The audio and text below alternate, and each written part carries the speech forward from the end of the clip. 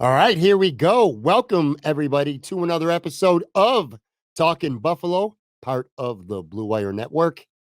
I am your host, Patrick Moran. Thank you, as always, for locking into this episode today, whether you're watching this on YouTube, which, by the way, if you are watching the video version of this, if you haven't done so already, please subscribe to the YouTube channel, like, comment on this video. It really helps us continue to grow this podcast on the video side. And of course, thank you if you're listening to this on Spotify or Apple. Follow us wherever you get your podcast from. Appreciate each and every single one of you. Today's show, we're going to be, by we, I mean me, going to be focused on my personal biggest winners and losers from the Buffalo Bills preseason opening victory over the Indianapolis Colts on Saturday. The Bills won that game 23-19. I got a handful of observations. Like I said, mainly good, a couple bad things, not necessarily ranked in order. They won't be all winners and then all losers in the second half of the show. Just going to kind of go along through my notes in no specific order and highlight guys and things about the team that I'm really high on based on Saturday's game, and some other stuff not so much. Maybe in some cases this might affect where I think certain players stand when it comes to this roster, the depth chart, or maybe even making the team at all. Obviously the preseason, you can only take so much from it. But that said, for a lot of these guys, the preseason is everything. Whether it's winning a starting job, whether it's being active on game days, or like I said, in some cases, even making the roster. I think some players really helped their cases on Saturday and a couple not so much. So that's what we'll be doing today. It won't be a very long episode. A couple of quick programming notes before we get into the meat and potatoes of today's episode. On tomorrow's show, I'm going to have my friend PK from the Buffalo Sports Collective. I'll get his thoughts on what he's seen with the Buffalo Bills, both during his preseason opener and also throughout training camp so far. So we'll talk some Bills. We'll also talk some Buffalo Sabres. I haven't talked Sabres in a while because obviously there's nothing going on. But I'm going to ask PK this because he's a big time hockey guy. I want his opinion on if this team has done enough in the offseason to warrant being considered a contender, or if he thinks that maybe Kevin Adams is relying a little bit too much here on the young guys who continue to develop. You can make a case either way. So anyway, we'll talk about that with PK from Buffalo Sports Collective on tomorrow. And then really pumped about this one. Thursday night, live from Imperial, the series continues. Not one, but two great guests are going to be with me. Catherine Fitzgerald from the Buffalo News and Elena Getzenberg from ESPN.com. Two very talented Buffalo Bills beat writers. Both of them are going to be in the house with me Thursday night, again, live from Imperial. That series continues. We'll be doing a show live at about 8 p.m. So you want to come out to Imperial Pizza, 1035 Abbott Road. You want to meet Catherine, you want to meet Elena, hang out with them. We'll be there up probably by around 7 o'clock. Bang out some wings, maybe a slice or two of pizza. And we tape the show usually around 8 o'clock. So if you want to stop up, hang out, meet them before the show or afterwards, we will be there Thursday night, 8 p.m. That show starts. And of course, if you can't make it to Imperial, you can watch it live on YouTube or the Twitter handle at Pat Moran Tweets as well. So that's going to be on Thursday night. I'm really excited about that. I've had each of them on the show once, but I've never done anything with them in person. So really cool. And again, as Bill season is kicking up now, it's really starting to ramp up.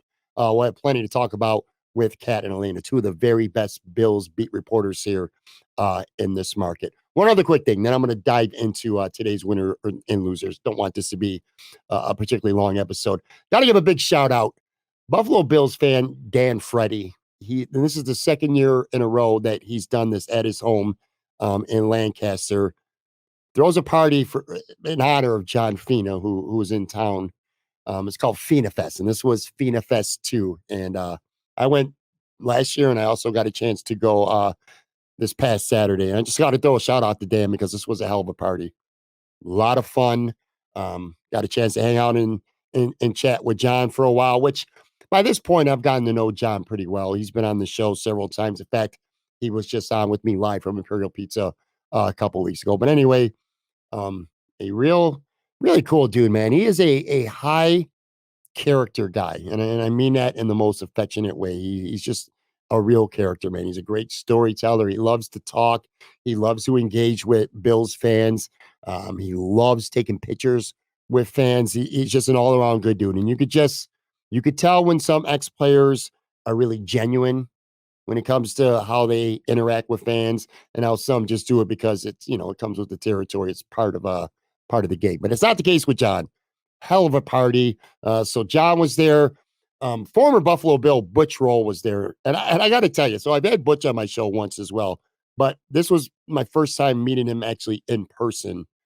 And this man is, and this is no exaggeration, Butch Roll. And of course, if you're an older Bills fan, you know the name Butch Roll. Maybe younger Bills fans don't. Anyway, Butch Roll paid for the Bills many years ago, and all he did is catch touchdowns. I think he had like 13 touchdowns for the Bills. That's all he would do is catch a 1 yard touchdown pass. Again, very well known in the Bills Mafia, in the history of the Bills with Butch Roll. But anyway, so I saw him in person, hung out, talked to him for a few minutes, and just blown away. This man is 58 years old, and I swear to you, folks, he looks like he's 28 years old. He looks like he could play in the NFL literally right now. And that's not me exaggerating. I'm not blowing it out of proportion. I took a look at him. I mean, you get 58 years old, you get a little bit, older in the face, but he still looks way younger than his age. But the way he's still put together, his body, he is absolutely stacked. He could play tight end in the NFL today if you looked at his body. And I told you, hey, this guy plays for the Buffalo Bills. Right now, you would believe it. Just a big dude, man. A really cool dude, too. Lots of fun, man. Great vibes I had with him. A couple of media folks were there. Had a good conversation with Mookie Hawkins, who covers the Bills for a radio station. Did a couple shooters with him. Good dude. I'm going to have him on the show at some point. He's never been on, so we'll change that. He'll be on soon. Couple of podcasters. My man Joe Miller from Buffalo Rumblings was there. In fact, depending on when you're watching and listening to this, he's been taking most of the summer off at Rumblings, but he's back now. Overreaction Sports Podcast. After you're done watching and listening to this, go check him out. He returned, I should say, with a show this on Sunday night. So anyway, I had a good conversation with him. Tons of Bills fans. I'm not good with numbers, but I'd be willing to bet there's probably at least 50 or 60 Bills fans there. A good handful of them are people that I've known for a while. Some of them I got to meet for the first time. Really cool stuff. Jason Kroom, awesome photographer. He was there. Sarah Larson's from Buffalo Rumblings. Like I said, good conversation with a bunch of good people. There was a band there. So shout out Dan Freddy.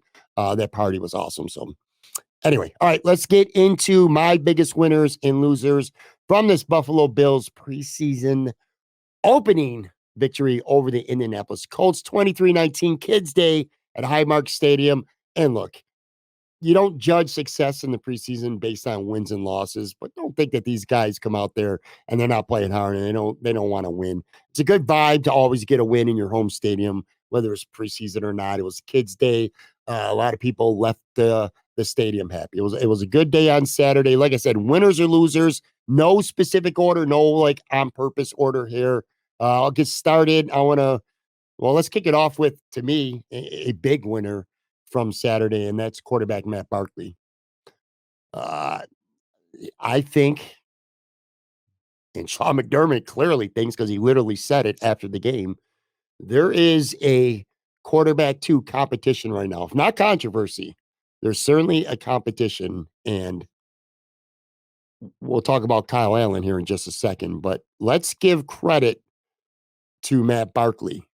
Let's not talk about Kaiir Elam yet.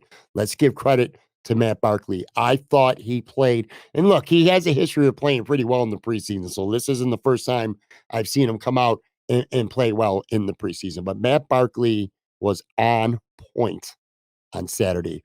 14 of 15 for a $172, 2 touchdowns, no picks, and was only sacked once. He threw the ball well.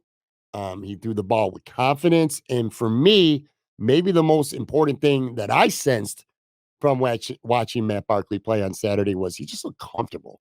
Now, look, let's be fair too here. Kyle Allen was playing with the twos, and Matt Barkley was playing with and against the threes. I mean, you can't throw that in the garbage. You can't completely discount that. So you got to put that out there. But that said, I don't care if they were the twos, the threes, whatever you want to call them. These are NFL caliber football players out there playing with and against. And Matt Barkley just looked comfortable. Now he knows the system obviously better than Kyle Allen. He was here last year, Ken Dorsey's first year, so he knows a lot of the terminology.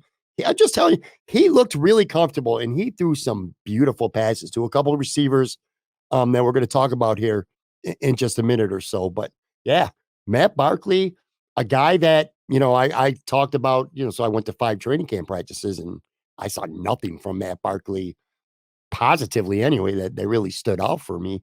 Um, he just he played his way. He earned his way based on Saturday into a quarterback 2 competition. Anyone who thought, and I did think this, that Kyle Allen was a lock to be the guy behind Josh Allen, it's not the case, not after Saturday. And it's not even me speculating here. Sean McDermott was asked. I'm not sure who asked him, but if there was a competition for the backup to Josh Allen, and Sean McDermott had a one-word answer. And that one-word answer was yes. So a big, big day for Matt Barkley. I thought he was the biggest winner of all on Saturday, which conversely kind of leads to one of my losers on Saturday, and that is Kyle Allen. The numbers were the numbers. 8 of 15 for a $122 and an interception, which, by the way, that interception was a pick 6. That said, let's be fair to Kyle Allen here. The pick 6 wasn't his fault. Wasn't a great throw, but Tyrell Shavers got his hands on it. Should have caught it. It goes off his hands right to the Colts defender. He catches the ball and takes it to the house for a touchdown. So it looks bad on Kyle Allen, but the truth is, on that specific play, you can't really blame him. That said, didn't like the way he looked. I haven't liked the way he's looked at all.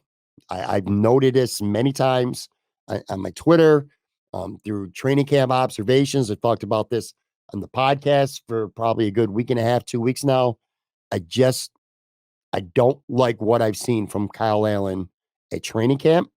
It just looks like he's got enough arm, but his arm strength isn't great. Just the accuracy, the time. I'm talking about practice. The timing doesn't seem to be there, and not even just in an 11-on-11s. I'm talking about even like these 1-on-1 drills, the 7-on-7 stuff, just throwing to the receivers. Just a lot of balls low, a lot of balls behind them, a lot of balls over their head. I don't know what it is, but he's been very erratic. He was, I should say, because it's over now, training camp. I thought he was very erratic at camp, just really inconsistent. I don't know how much of that is him having to come into Buffalo and maybe not being quite as comfortable learning a new system, which again, Matt Barkley has had a full year under Ken Dorsey, so advantage to him there. But still, Kyle Allen was supposed to come to this, it's a guy with 12 starts with the Carolina Panthers. He's had at least some measure of success before, but he was supposed to be the quarterback too here. And I'm not sure that's going to be the case at this point. Yeah, lousy camp, and it continued into Saturday. Pick 6 aside, which again, not his fault. I just thought he didn't play well. He looked uncomfortable. And you couple that with him being, in my opinion, pretty lousy at training camp, and you're left now with a quarterback 2 competition. Or don't completely discount. I wouldn't bet on it, but I also wouldn't discount a couple veterans out there that the Bills back up to Josh Allen might not be on this roster right now. Might not be. It might not be neither of these guys. Matt Barkley, despite playing well, he still might be that third guy, that practice squad guy. You can put him safely on the practice squad. I'm starting to think it's possible, if not realistic, that the Bills could go out and either trade for a quarterback, or maybe they wait for somebody to potentially get cut, who they still might consider an upgrade. And 2 guys come to mind. One of them, I don't know if I know I tweeted about it. I don't know if I talked about it on the show last week with Anthony Marino, but Case Keenum is a guy who played for the Bills last year. Obviously, he knows the system very well. Didn't look particularly good for the Bills last year in camp, in the preseason. Fortunately, it never really mattered in the regular season because Josh didn't miss any games.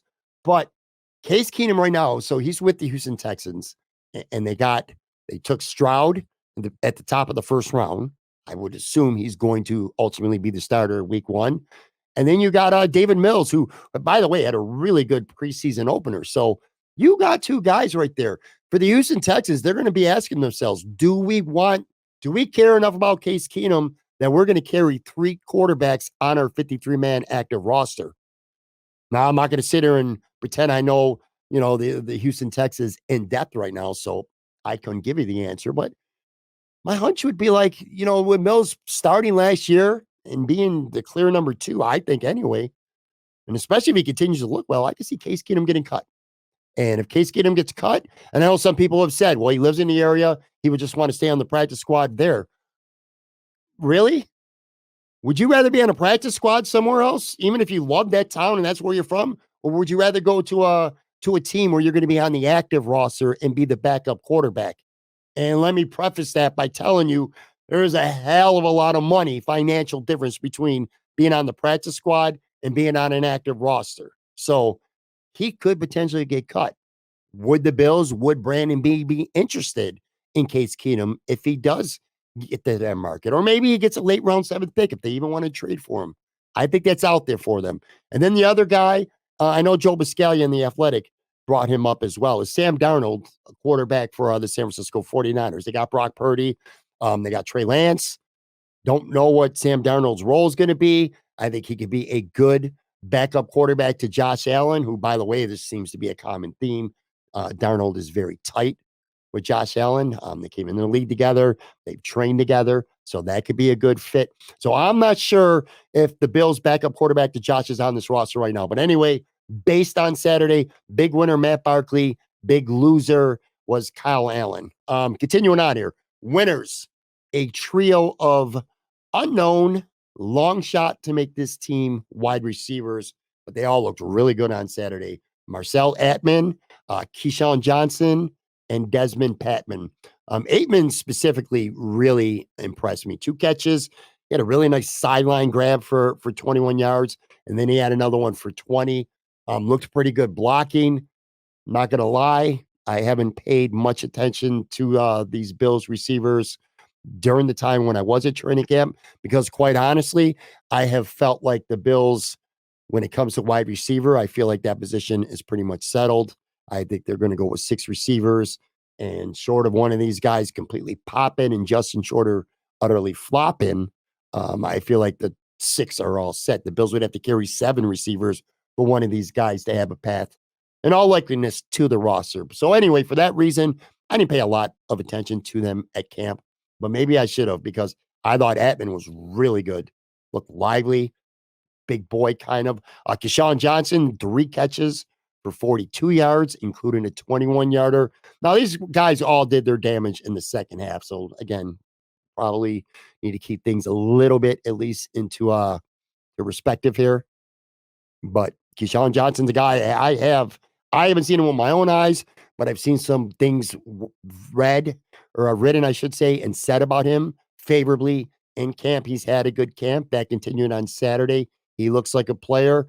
And then Patman, former Colt, by the way, 3 catches for 35 yards, including a touchdown on a very nice pass from Matt Barkley, who, like I said, played very well on Saturday. So anyway, going into this preseason, I always feel like I'm calling him on this show. I'm starting to feel bad about it. But my buddy Joe from Queens at Buffalo Wins on Twitter, who's from he hasn't been on in a while, but from time to time he's been on this show. Anyway, he was like, well, who the hell's the guys that, are going to become the media darlings, the fan darlings that look great in the preseason, and then they don't make the team, and then they just completely fade away into obscurity. And my answer for him before Saturday's game, based on training camp, was nobody. I didn't see anybody at training camp that really popped and looked amazing that wasn't a player that we already know at least reasonably well. Somebody who was probably expected, if not a lock, to make the Bills' 53-man roster. So if you're looking for those guys, those preseason darlings who, you never know, and at least for a couple weeks, you're riding their hopes, they're There's three right there. Atman, Johnson, and Padman. I thought they all played excellent on Saturday. So they were winners. Reverse here, losers sticking at the position with unheralded prospects. I'm going to call Terrell Shavers a loser. You know, I don't say he's not a loser. I'm talking about winners or losers based on his game. But anyway, you know what I'm saying. Not a good day for Tyrell Shavers. Now, look, he did have 2 catches for 38 yards, caught a touchdown in the second half. And I don't want to say, you know, I don't know if it was a great design by Ken Dorsey to get him open, or play call, I should say. Or I don't know if the Indianapolis Colts just flat out blew the coverage. But anyway, pretty much wide open. It was a very easy touchdown for Shavers. And he also had a nice catch. But here's the thing. He had not 1, not 2, but 3 drops. 3, including a drop on the pick 6. That was directly his fault. That is a bullet to your heart if you're trying to overcome the odds and make the roster. I've heard good things about him from camp. Again, I wasn't really locked in on him, but this was not the kind of performance that he was looking for. Now, I will give him credit. He did come on. Again, he caught a touchdown. He caught 3 passes. So, yeah, I think at some point I tweeted, because after his 3rd drop, I was like, this guy's confidence is just wrecked. And then after that, he got 3 passes, including the touchdown. So maybe it wasn't wrecked. But he knows that hurt his chances. A big mistake, that pick 6 and just 3 drops. You're not going to make this roster that way. And depending on what the Bills want to do in terms of how many receivers they would like to carry on the practice squad, he might be in competition for those spots. So not a good afternoon despite the touchdown for Terrell Shavers. Another loser from Saturday for me anyway, and this one might be a little bit controversial. Khalil Shaker. And here's what I mean. Played a lot early on, played with some with the starters and with the second team. So he's up there, at least certainly for the time being, pretty high on the depth chart. If not the starting slot receiver when the Bills played with 3 wide receivers and not 2 tight ends. Anyway, he had a great route to nab a 20-yard catch. He caught a really nice ball on the sidelines to convert a 3rd down. And you're like, there it is. You know, this is the guy last year, a 5th round pick that many thought was a big steal. A guy that most people thought could be a 3rd or 4th round pick. Hell, some even thought maybe a late 2nd round pick before the draft last year. The consensus was that he slid some in the draft and the Bills got themselves a steal. Didn't see much from him last year. We saw some glimpses when he was in there. He flashed some, but then he also had some drops going in the training camp over these couple weeks. Again, I saw 5 practices, and I'm telling you, 3 of them, I'm like, Khalil Shaker has to be the starting slot receiver because he was making plays all over the place at practice. Then the other 2 practices, and sometimes even in the same practice, just ugly drops. It's like he makes the hard catches and the hard plays, and he blows the easy ones. It's like a tennis player who hits unbelievable winners right down the line and then double faults when they win serve. You know what I mean? It's frustrating at times with Khalil Shaker. And that, by the way, that drop, he had a drop on Saturday. It was a 3rd down drop, and it led to a punt. Or actually, I'm sorry, it led to a field goal attempt. Again, his issue, inconsistency. Regular or preseason don't mean so much. But if that's the regular season and you're out there and you got guys like Diggs and Davis and Knox and Kincaid and Sherfield and Deontay Hardy and Josh Allen is trusting you on 3rd down to throw the ball to you, and you drop it, and that makes you have to settle for a field goal or even worse, have to punt, Josh ain't going to be trusting you for very long.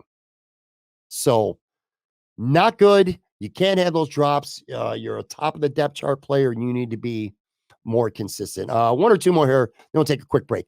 Winner from Saturday, big winner, I thought, Tim Settle. You know, I talked about Tim Settle, I believe, on the show last week. I thought he had a really good, based on what I saw at least, I thought he had a good training camp, and he's taken it into the preseason because I thought he was excellent on Saturday. He had a sack on his own. He didn't get credit for a second sack, but his pressure drove the quarterback directly and it was Gardner Minshew directly into Poona Ford. Or no, it wasn't Poona Ford. It was Boogie Basham for a sack. So he indirectly had 2 sacks as far as I'm concerned. Played great. Another thing to notice, or that I noticed anyway, is the rotation. Tim Settle got snaps before Poona Ford. That's, to me, pretty significant. Not hugely significant. First preseason game here. But that's not nothing. And Tim Settle, last year, I was really high on him. And I thought he was pretty disappointing. He didn't make his mark with the Bills last year. I thought coming over from Washington, he just lacked opportunity. And he had some opportunities last year with Buffalo and quite simply did not take advantage of it. So I thought going into camp, this guy might even be somebody who has to fight for a roster spot. And maybe he still does, but not based on what I've seen, not based on what I've seen at camp, and not based on what we saw on Saturday. So I thought he looked really good. One more quick winner here because he didn't play. And I say quick because, well, he is quick, but he didn't play much. James Cook. I think James Cook looks great. He's looked great at camp. And it's one thing to look good at camp when you got shorts and your jersey on and ain't nobody going to hit you. Nobody's, you might get a little bit of a love tap. Ain't nobody drilling you to the ground. Nobody trying to take your head off. So you probably run with more confidence and no worries. And I wanted to see how he looked in game action against an opponent, and he looked fantastic. That patience, you see it. And I'm not inventing the wheel here when I throw this comparison out, but Le'Veon Bell is a guy that we're continuing to hear comparisons about because Le'Veon Bell was such a patient runner. He would, the great vision, wait for the play to develop, almost stop, and then bam. We've seen that with Cook. He's run, and by the way, once he does commit to running in between the tackles, everyone thinks James Cook's just this guy who gets to the sidelines, who's fast, who can catch a football. I'm starting to see a guy who is unafraid to run in between the tackles hard and take a lick and give a lick. I like his physicality. That has impressed me a lot with James Cook, and it impressed me on Saturday. Then, of course, the touchdown. He looks like a guy who could be, God, I hate to go so over the top, but he can be an electric running back. I'll tell you, and I tweeted this on Saturday. And if I got the chance, I'll do it myself. If you're a fantasy football guy or fantasy football girl out there and your draft's coming up, I don't know where he's ranked right now in draft position or where he's ranked among running backs, but I'll tell you right now, folks, James Cook might be a guy that you want to draft relatively early. I think he's not going to get the carries that his brother got in Minnesota or, maybe Tony Pollard got last year with Dallas, but I feel like he's going to be an incredibly efficient and exciting player for the Buffalo Bills. And the one thing that he has going for him, a lot of things going for him, but one thing he definitely has going for him in this offense, all the weapons, and Josh, you ain't going to be seeing these heavy boxes trying to stop James Cook. Teams might be daring the Bills to run the football. And if that's the case, James Cook can be in line for a big year. And I really liked what I saw from him on Saturday.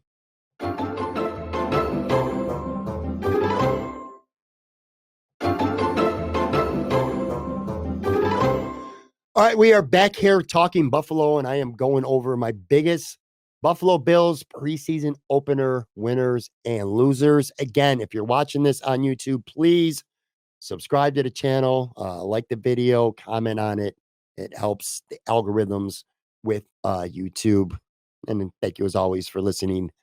On the audio side, I am at heart always going to be an audio guy, but I also know it's a new day and age when it comes to podcasts, so we got to do these on video as well. Anyway, all right, let's continue here. Another winner.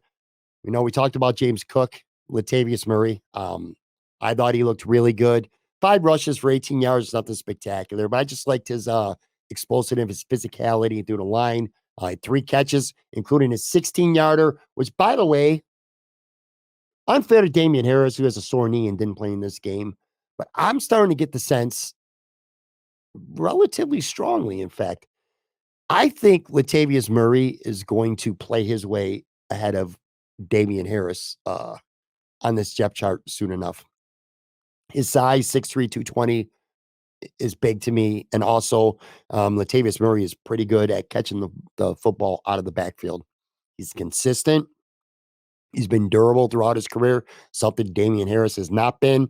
And not to, kick a guy when he's down with an injury, but, we're here week 1 of the preseason and no Damian Harris. And you got Latavius Murray out there grinding and being consistent. So I think he's a winner, and I think there's a good chance. I don't want to overreact on one game, but I said this before the preseason even started.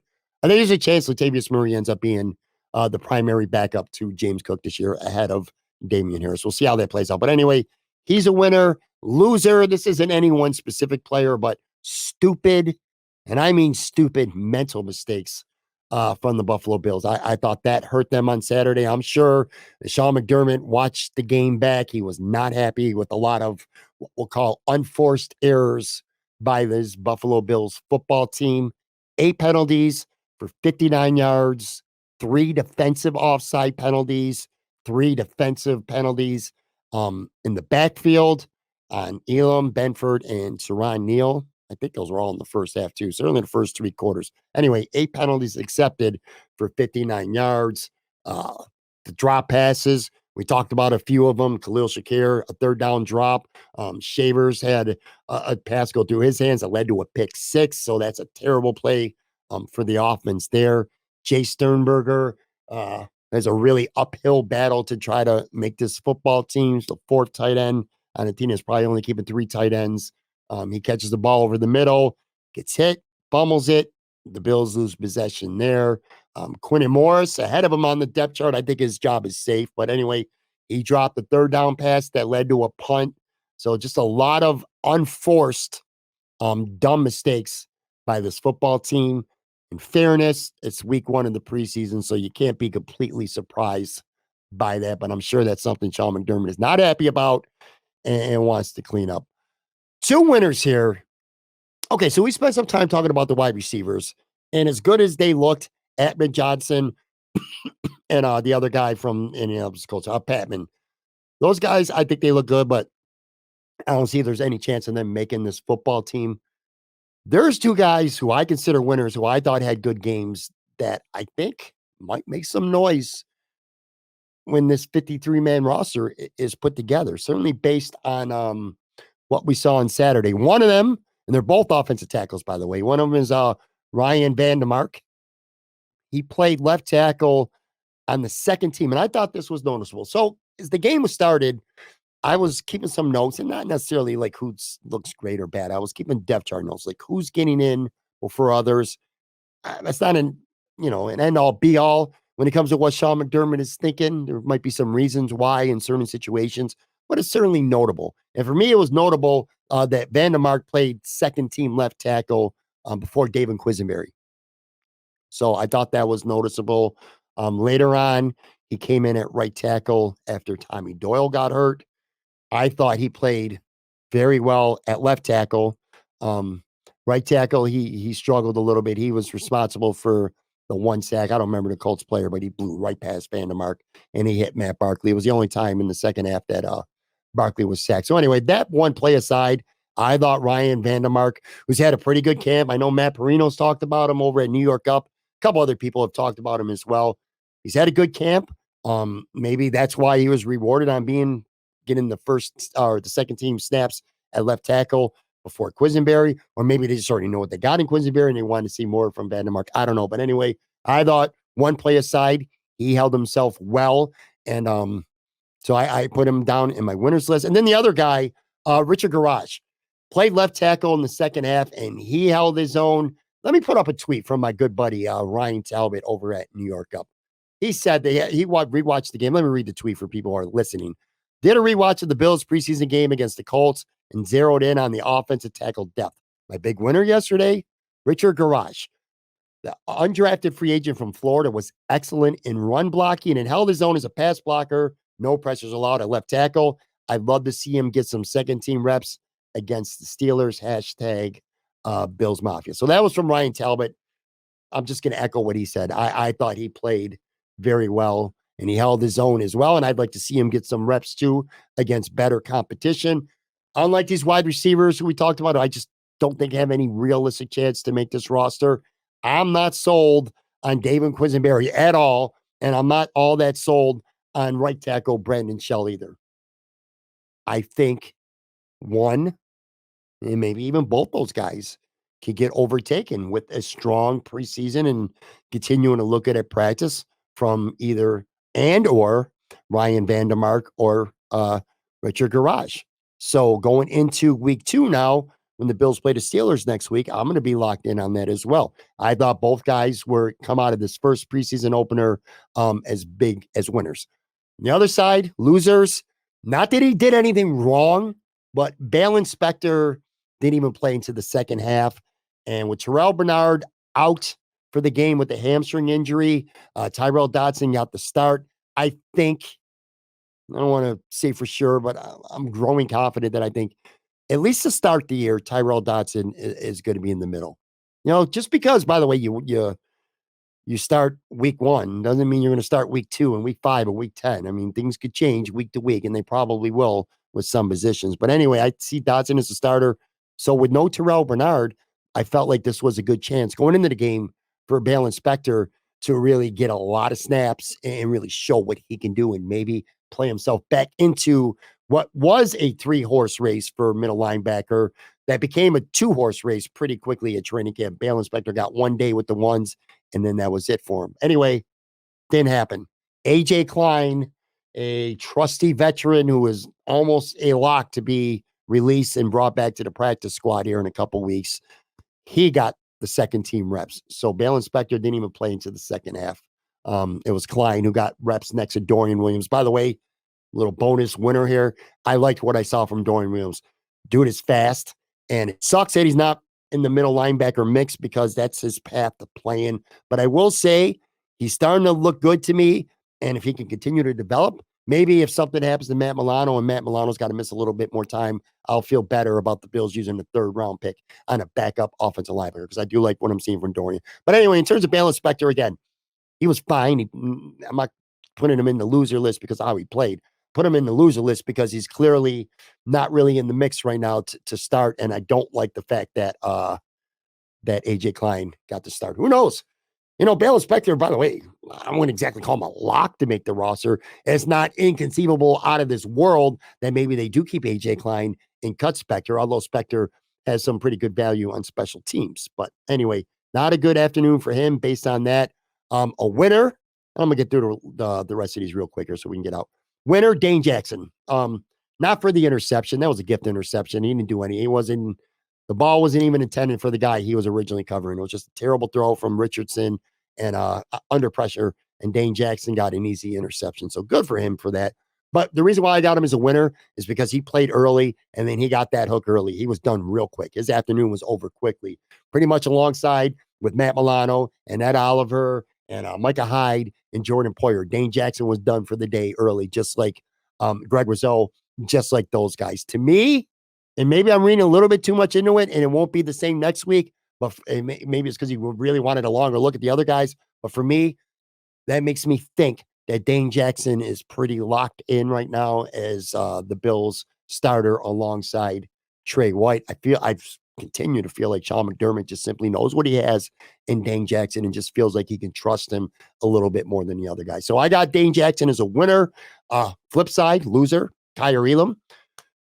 Look, this might be harsh, and I'm sorry if it is, but he's handsy, man. He too handsy. There's been the rap on him last year. It was the rap on him coming out of school. It was the rap on him as a rookie.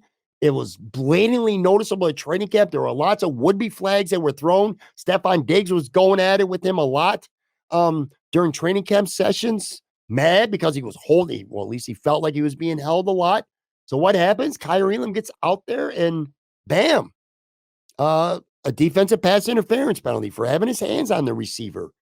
It's not going to get it done, man. Kaiir Elam is never going to win coaches over. He's never going to win Sean McDermott over or this staff by doing stuff like that. And it sucks to think that the Bills used a 1st-round pick on a guy who's just not going to develop into a consistent, trustworthy starter on this football team. Is it early to call him a bust? Of course. Dude ain't even played week 1 of his 2nd season in the league. Let's not call the man a bust. I'm not going there yet. But I'd be lying to you if I said that my worry meter level is really high right now. I don't like what I'm seeing from him with any consistency. I want him to go through a whole practice or a whole game. Don't get a penalty. Those are backbreaking penalties against a good team. That's going to kill him. So anyway, he ain't going to surpass Dane Jackson. He ain't going to leap him doing that. To a lesser extent, I probably would put loser. I would put, yeah, I guess I'm going to Christian Benford, another loser. God, I hate saying the word. He's not a loser. You know what I'm saying, folks. Anyway, he had a defensive penalty as well. Just neither of those guys really took advantage of having extended playing time to show the coaches that, hey, it should be me, Christian Benford, or it should be me, Kaiir Elam starting and not Dane Jackson. Didn't see any of it. And again, maybe being a little harsh, a little judgy based on just one preseason game. But that's what this episode's all about. These are winners and losers primarily from Saturday. So for that reason, they're both losers in my book. Winner, Boogie Basham.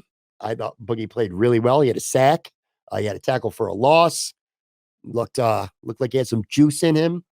There's been a lot of talk going into camp that maybe he could be a surprise cut. I definitely, based on camp and Saturday, do not see that happening.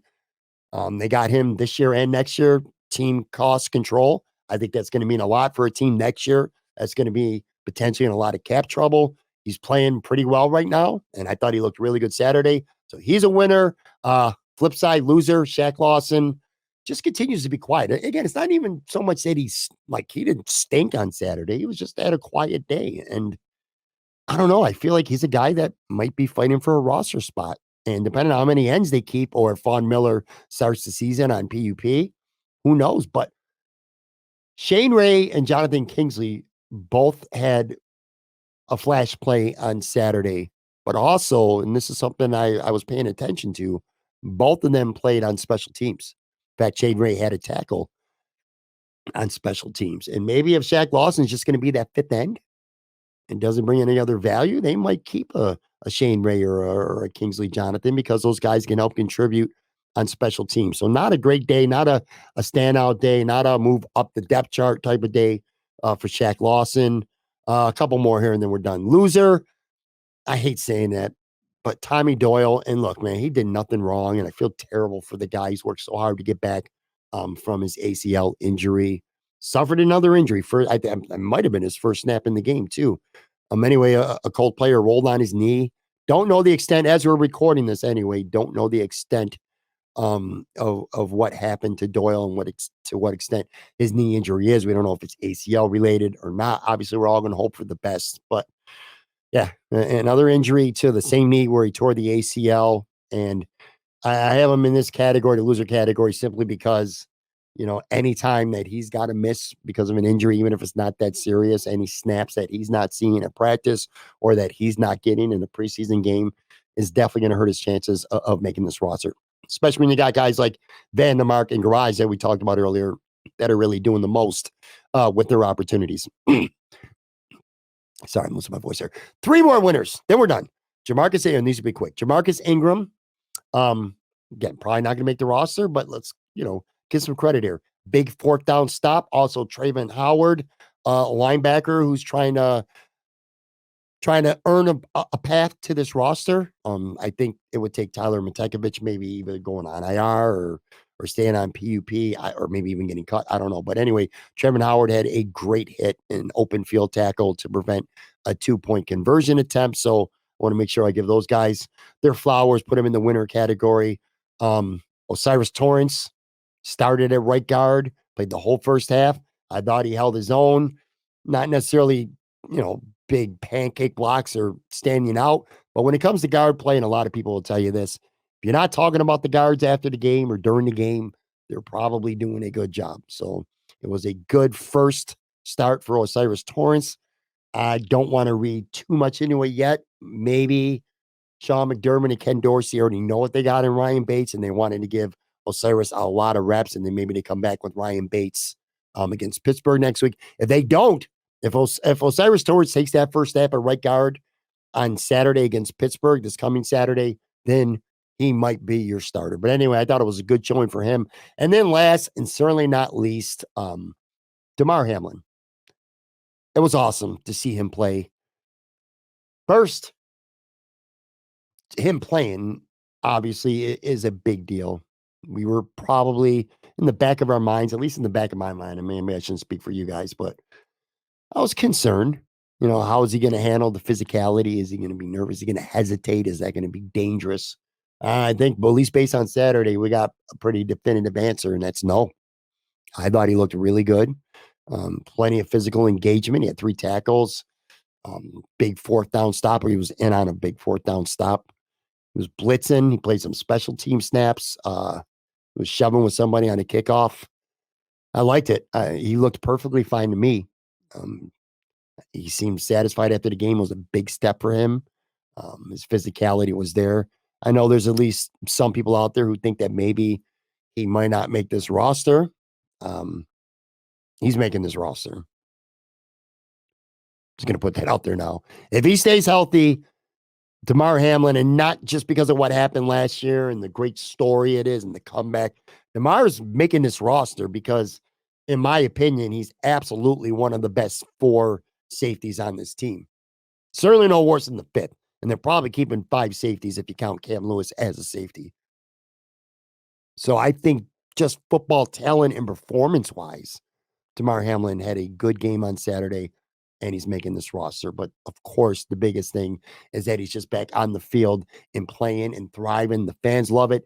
He loves being out there. You can see his energy, his enthusiasm. So, for me, probably the biggest winner of Saturday was just it was Damar just for being out there. All right, so that's going to do it for today's episode. Again, one more time, please subscribe to our channel on YouTube.